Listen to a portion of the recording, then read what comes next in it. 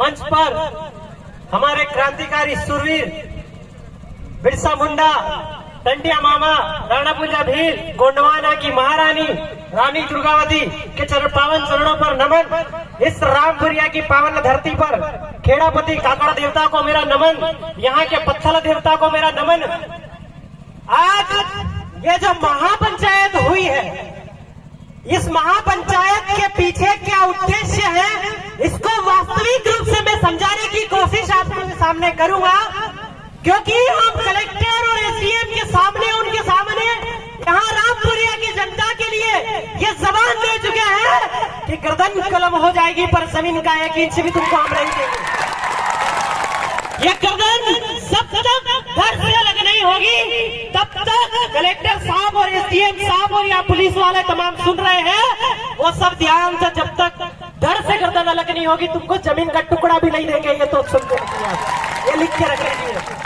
ये आदिवासी कमजोर नहीं है, इस देश का मालिक है। तो हम लोग आज इस पे सुप्रीम कोर्ट से वकील साहब भी आए हैं, काफी लोग यहाँ पे आए हैं जो इस बात की जानकारी देने वाले हैं कि आदिवासी इस देश का प्रथम नागरिक कैसे है। प्रथम नागरिक राष्ट्रपति है और राष्ट्रपति के बराबर पावर इस देश में आदिवासियों के पास है, वो मैं समझाने की कोशिश करूंगा। आपका जो प्रतिभा पाटिल है, जो राष्ट्रपति थे, उन्होंने 2012 में एक विशेष आयोग की रिपोर्ट बनाई थी, उसमें वो भी अपना स्टेटमेंट देते देते खबोड़े में पड़ गए थे कि आदिवासियों पे हमारा कानून लागू है कि नहीं है, तो तुम राज्यपाल और तुम्हारी क्या ताकत है, तुम हम आदिवासियों को कवर कर रहे हो, ये आपको सुनना है। तो मैं अपनी जो है बात यहाँ से शुरू करता हूँ कि ये गोंडवाना धरती के लोग, हमको ये चीज समझनी है कि आदिवासी कौन है और गैर आदिवासी कौन है। बस अगर 2 बात अगर समझ गए तो दुनिया की कोई ताकत आदिवासी को हरा नहीं सकती। अगर आदिवासी और गैर आदिवासी शब्द को समझ गए तो ये जो थाईलैंडी बाहर से आए हुए, ये टोटल धरती 9 खंड धरती है। 9 खंड धरती में 4 खंड नारेसिया है, 5 खंड गंडोद्वीप गोंडवाना है, जहाँ के राजा शंभू मादा, शंभू मूला, जो वोरावोरी की जोड़ी आपकी दिवाली पे चलती है, ये हमारी धर्म पूर्वी संस्कृति है। इन धर्मों से पहले के लोग हैं हम, बस इतना समझना है। अगर धर्म के पहले के लोग हैं तो जो धर्म वाले हैं वो तरमणे हैं, पिजाबा वाला है, इतने उनको यहाँ से बाहर करना है। जिस दिन राजनीति आरक्षण तुम्हारा गया ना, उस दिन इस शेड्यूल एरिया के यहाँ से जो गैर आदिवासी बैठे हैं ना, इनको इटारे भी तोड़ के, इनके मकान भी तोड़ के यहाँ से जाना पड़ेगा, ये आपको समझना है। तो आज अपन संक्षिप्त बात कानून पे करेंगे कि अनुच्छेद 1 जो है, अनुच्छेद 1 में जो 3 ग का जो है अर्जित किए गए इलाके, ये शेड्यूल एरिया जो है भारत में अर्जित किया गया इलाका है। अभी कैलाश माल जी बोल रहे थे कि 1874 में एक शेड्यूल डिस्ट्रिक्ट एक्ट बना था। जब शेड्यूल डिस्ट्रिक्ट एक्ट बना था तभी ही हमारी टेरिटरी को हमने आजाद करवा लिया था 1874 में। तब गांधी और अंबेडकर भी नहीं पैदा हुए थे, यह आपको समझना है। हमारे बाप दादा के पास वो इंजीनियरिंग थी। आज जो रेलवे के अंदर ब्रिज बनाते हैं ना, वो मकान तो हम मोबड़े कब से हमारे आदिवासी बना चुके हैं, ये इंजीनियरिंग हमारे पास थी। तो आपका 1935 में सेक्शन 91 और 92 और 311 उसमें स्पष्ट वर्णन थे। 91 में लिखा है आंशिक वर्जित क्षेत्र और 92 में लिखा है वर्जित क्षेत्र। क्या मतलब होता है आंशिक वर्जित क्षेत्र, वर्जित क्षेत्र? कि इस क्षेत्र में कुत्तों का आना मना है, तो तुम कुत्ते यहाँ क्या कर रहे हो? क्या अपराध भाषा नहीं है? एक्चुअल में वर्जित क्षेत्र और आंशिक वर्जित क्षेत्र को समझा रहा हूँ। फिर आपका 311 में लिखा है, क्या लिखा है कि भारत 3 भागों में डिवाइड था, ब्रिटिश इंडिया, ट्राइबल एरिया और इंडियन स्टेट। आपका ब्रिटिश इंडिया वो जहां बाहर अंग्रेजों ने शासन किया, डॉक्यूमेंट बनाया, वो ब्रिटिश इंडिया, और इंडियन स्टेट वो जो आपका जम्मू कश्मीर हैदराबाद वाले इलाके हैं। और ट्राइबल एरिया। तो मुझे एक बात समझ में नहीं आती कि ये जब देश का पावर ऑफ ट्रांसमिशन अंग्रेजों ने किया, तो अंग्रेजों ने जहाँ राज किया वही क्षेत्र तो आजाद हुआ है, और तुम हम पे तुम्हारा पुलिस का डंडा कैसे चला रहे हो, ये मुझे बात समझ में नहीं आई। अभी यहाँ पे वकील साहब भी आएंगे, वो हमको समझाएंगे कि किस टाइप से हम लोगों पे कानून का डंडा, ये कानून हमको गुलाम बनाया है, ये बात आपको सोच के रखना है। तो जो आपका इंडियन ट्राइबल एरिया की जो है वो सेपरेट है, इसलिए अनुच्छेद 1 में अर्जित किए गए क्षेत्र, इसका वर्णन इंडियन इंडिपेंडेंस एक्ट 1947 में भी मिलता है, जिसमें ये कहा है कि भारत 3 भागों में विभाजित है, और उसको मिलाने के लिए अंबेडकर ने और गांधी जी और राजेंद्र प्रसाद ने ये कहा कि क्षेत्र को मिलाने के लिए एक करार किया जाएगा, जिसको फॉरेन जुडिशन एक्ट 1947 बोला, मतलब विदेशी अधिकारिता अधिनियम। मतलब अंबेडकर जी ने ये जो क्षेत्र है इसको विदेश बोला, और फिर अधिकारिता लगाई। अधिकारिता लगाते वक्त एग्रीमेंट किया। क्या एग्रीमेंट किया? एग्रीमेंट ये किया कि आपका यहाँ पे शासन चलेगा ना आदिवासी क्षेत्र में, तो आपकी लोकल गवर्नमेंट रूढ़ी प्रथा और ग्राम सभा को मानेंगे तो ही हम आपके यहाँ सरकार चला सकते हैं। तुमने ग्राम सभा को नहीं माना रामपुरिया में, तो तुम यहाँ शासन करने कहाँ आ रहे हो? ले जाओ तुम्हारे टुकड़े तांगड़े। तो ये आपको चिट्ठी आ चुकी है, पर थोड़ा सा वक्त लूंगा 2 मिनट का कि आपका अनुच्छेद 12 पढ़िए। अनुच्छेद 12 में कहा है कि अनुसूचित क्षेत्र राज्य की परिभाषा से बाहर है। यही आपका एक जजमेंट आया है चीफ कमिश्नर और पांडुचेरी, उसमें अल्टीमेटम कोर्ट ने क्या कहा है? This is not a part of India, यहाँ पे ट्रीटी अधूरी है। तो आपने यहाँ भी तो करार किया है, तो अगर आपने करार को नहीं मान रहे तो तोड़ो करार और निकलो, ले जाओ आपका शासन प्रशासन, हम नहीं सकते। तो आप अगले में जाएंगे अनुच्छेद 13। अनुच्छेद 13 में क्या लिखा है कि अनुच्छेद 13(1) के तहत जो भारत संविधान में जो विधियां बनी है, और 13(2) में कहा है विद्यमान विधि को संशोधित करने पर अगर कोई विरोध कर देता है तो वो शून्य मानी जाएगी।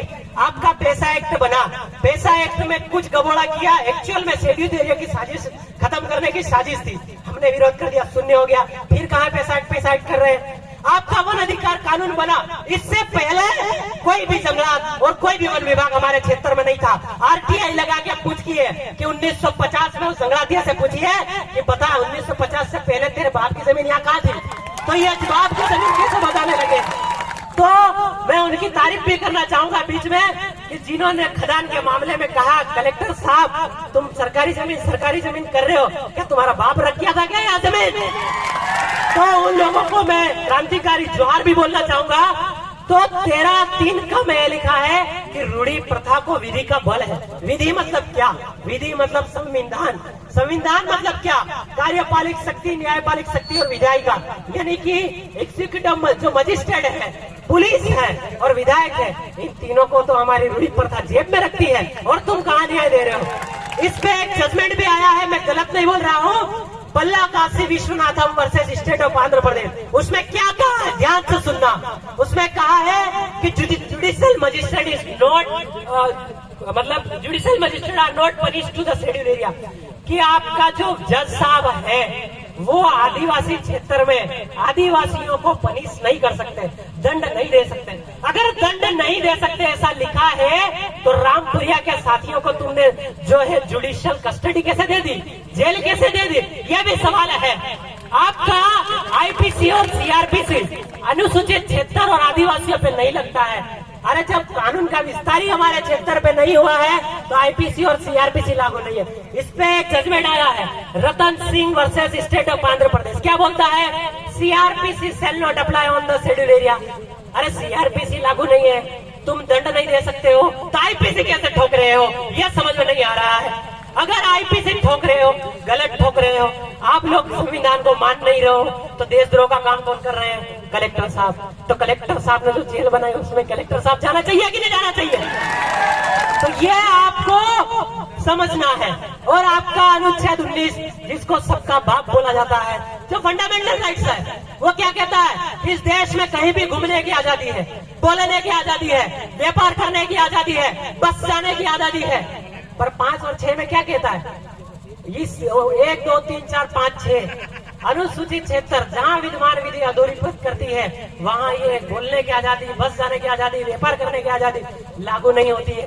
तो तुम इधर कुंदनपुर और बादने में आके व्यापार कहाँ कर रहे हो? तो देशद्रोही काम कौन काम कर रहा है, ये आप समझिए। जहाँ विद्यमान विधि अधिरोपित करती है, वहाँ पे राष्ट्रपति जी की भी पावर नहीं लगा सकते। इसी बात पे हम देखेंगे अनुच्छेद 53, उसमें कहा है कि भारत का एक राष्ट्रपति होगा, भारत का एक राष्ट्रपति होगा, संघ की संपूर्ण कार्यपालिक शक्ति राष्ट्रपति में निहित होगी, बराबर है। पर 3 का क्या बोलता है कि इस अनुच्छेद की कोई भी बात विद्यमान विधि को प्रभावित नहीं करती है। तो राष्ट्रपति भी जी असंवैधानिक हुए हमारे क्षेत्र में, कहाँ पावर लगा रहे हैं? और यही बात 2 मई 2012 की विशेष आयोग की रिपोर्ट में प्रतिभा पाटिल ने कही है। और 26 राज्य के राज्यपालों में झारखंड के राज्यपाल ने कहा है कि मेरे को भी समझ में नहीं आ रहा है कि मेरे राज्य का राज्यपाल का भी पावर आदिवासियों पे लगता है कि नहीं लगता है। तो सब लोग कंफ्यूज है कि आदिवासियों का पावर, आदिवासियों पे इनका डंडा चलता है कि नहीं चलता है। तो ये आपको समझना है। 153 में भी सेम बात है कि एक राज्यपाल होगा, राज्यपाल की संपूर्ण कार्यपालिक, राज्य की संपूर्ण कार्यपालिक शक्ति राज्यपाल में होगी। फिर बोलता है इस अनुच्छेद की कोई भी बात विद्यमान विधि अनुसूचित क्षेत्र 5वीं 6वीं अनुसूची पे लागू नहीं है। तो आप कैसे डंडा चला रहे हैं, ये भी हम आगे बताएंगे। फिर आगे की जाकर देखते हैं पंचायत 243 में पंचायत 243 एम बोलता है कि 244(1) में विनिर्दिष्ट क्षेत्र में कहीं भी पंचायत लागू नहीं होती है। और नगर पालिका में भी लिखा है कि नगर पालिका अनुसूचित क्षेत्र में नहीं लागू है। तो तुमने झाबुआ और सेलाना के अंदर ये नगर निगम नगर पालिका वाला सिस्टम कहाँ से लिया है? ये आपको पूछना है कलेक्टर महोदय से, क्योंकि गलत तरीके से लाए। तो अगर माना कि पैसा एक्ट बनाया, पैसा एक्ट बना के पंचायत का एक्सटेंशन तो कर दिया, पंचायत का एक्सटेंशन कर दिया, तो नगर पालिका और नगर निगम का एक्सटेंशन तुमने कैसे किया? या संवैधानिक है, टोटली संवैधानिक है। आप मैं जो बोल रहा हूँ वो नोटेट कर लेना। फिर आगे जब देखते हैं 244(1) 5वीं अनुसूची, इसमें लिखा है कि अनुसूचित क्षेत्रों और अनुसूचित जनजातियों के प्रशासन और नियंत्रण में, तो कहीं पे भी नहीं लिखा है राष्ट्रपति इसको लागू करेगा। और कार्यपालिक शक्ति, मैंने पूछा है राजभवन में आरटीआई लगा के राज्यपाल महोदय से कि अनुसूचित क्षेत्र में 5वीं अनुसूचित पैरा 2 के तहत कार्यपालिक शक्ति का विस्तार हुआ है कि नहीं हुआ है? तो वो लिखा लिख के देते हैं कि इस बारे में कोई विस्तार नहीं किया गया। अरे इस बात में अगर विस्तार नहीं किया गया तो तुमने डीएम, एसडीएम, तहसीलदार हमारे क्षेत्र में कैसे लगा दिए? ये सवाल है कि नहीं है? यह सवाल आपको पूछने का। तो 5वीं अनुसूचित पैरा 2 के तहत कार्यपालिक शक्ति का विस्तार हमारे क्षेत्र में नहीं हुआ है, तो तुम जमीन हमारे बाप की क्यों बोल रहे हो बार बार? यहाँ तो आदिवासियों के बाप की जमीन है। फिर आगे जब देखते हैं कि बोलते हैं कि ये कानून तो खत्म हो गए, तो 372 एक कानून है जो पुराने कानून को संरक्षित करता है। तो संरक्षित करता है 395 बोलता है कि पुराने कानून खत्म हो गए, तो वहीं 372 एक जो है सुरक्षित करता है। क्या बोलता है? इस पे एक जजमेंट आया है Sachindranath Bose versus state of Nagaland, Google पे सब मिल जाएगा। उसमें कहा है कि पुराने अनुच्छेद 395 के तहत एग्जिस्टिंग लो, जो पुराने कानून है 3737 वो खत्म हो गए, तो 372(1) के तहत वो कानून वापस लागू हो गए और कलेक्टर साहब को ये मानना पड़ेगा। ये आगे हाँ, तो हम लोग अभी जजमेंट पे बात कर लेंगे थोड़ी सी। अब जजमेंट पे बात कर लेते हैं। आपका वेदांता जजमेंट बोला न लोकसभा न विधानसभा सबसे ऊंची, न लोकसभा न विधानसभा सबसे ऊंची ग्राम सभा बोला। वहीं पी रामारेड्डी जजमेंट क्या बोला? पी रामारेड्डी जजमेंट बोला आदिवासी की जमीन गैर आदिवासी नहीं खरीद सकता।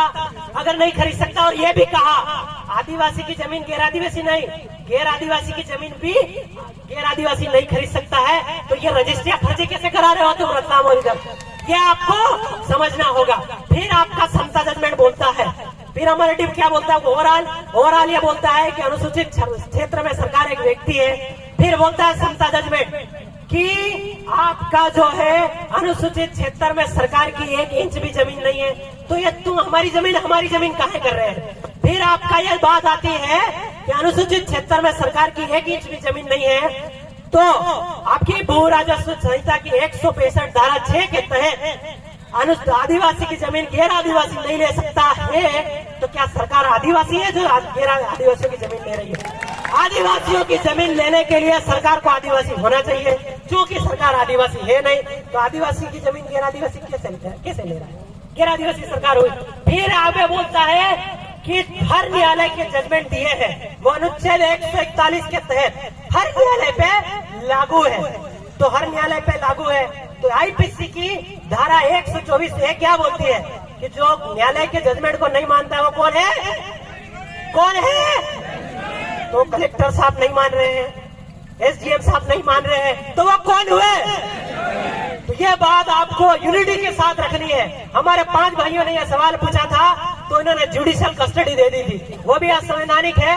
उन 5 भाइयों के मैं शपथ देता हूँ कि तो भविष्य में IPC CrPC shall not apply on the schedule area, भविष्य में आईपीसी तुम्हारे ऊपर कैंसल होके रहेगी। हम कोर्ट जाने की व्यवस्था भी कर रहे हैं। और आपको जो निवेश क्षेत्र के लिए आपको हर घर से 10 रुपए, 20 रुपए, 200 रुपए इकट्ठा करके हम सुप्रीम कोर्ट जाएंगे और 1 लेन में गड़े मुर्दे भी उखाड़ देंगे। यह बात आपको सोचना है। बस इतना ही बोलना चाहूंगा और माफी चाहूंगा, थोड़ा ज्यादा समय ले लिया। जोहार, जय आदिवासी, जय बिल्कुल।